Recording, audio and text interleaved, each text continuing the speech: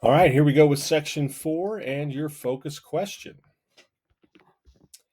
The intense partisanship of the 1990s, which seemed strange because of Clinton's centrism, seemed to emerge from Republicans' feelings that Clinton symbolized everything conservatives disliked about the 1960s.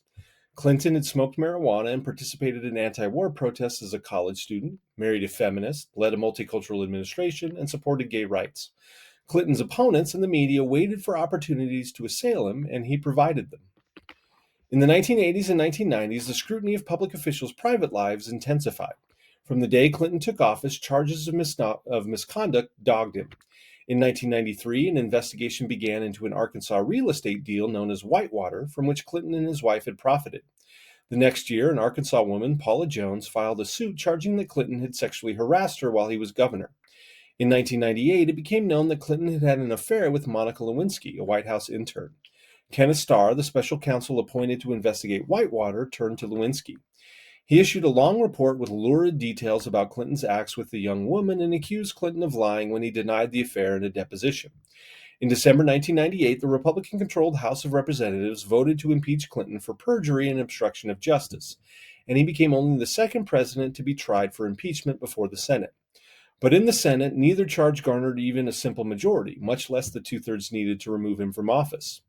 Although Andrew Johnson's impeachment in 1868 had revolved around momentous questions of Reconstruction, Clinton's impeachment seemed based in what many saw as a juvenile escapade, and he remained remarkably popular throughout the proceedings. Clinton might have won a third term in office if he'd been able to run, but after FDR's presidency, the Constitution was amended to limit presidents to 2 terms in office. Democrats nominated Vice President Al Gore to succeed Clinton. Republicans chose George W. Bush, the governor of Texas and son of Clinton's predecessor, as their candidate, and former Defense Secretary Dick Cheney as his running mate. The election was one of the closest in U.S. history, and its outcome was uncertain until a month after the vote. Gore won the popular vote by a tiny margin of 540,000 of 100 million votes cast, which was only 0.5%.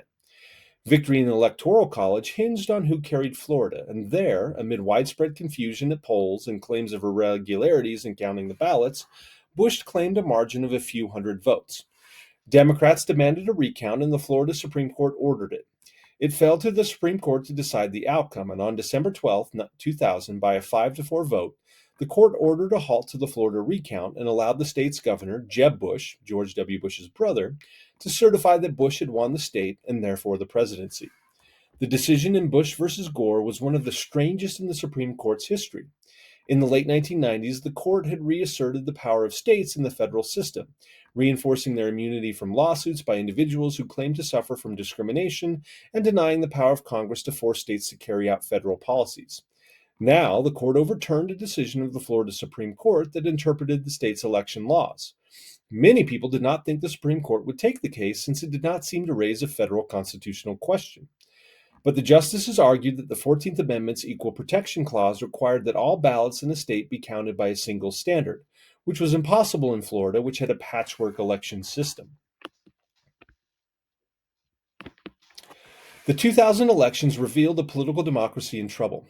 The Electoral College, which was designed by the nation's founder to enable the nation's prominent men, rather than ordinary voters, to select the president, gave the White House to a candidate who did not receive the most votes.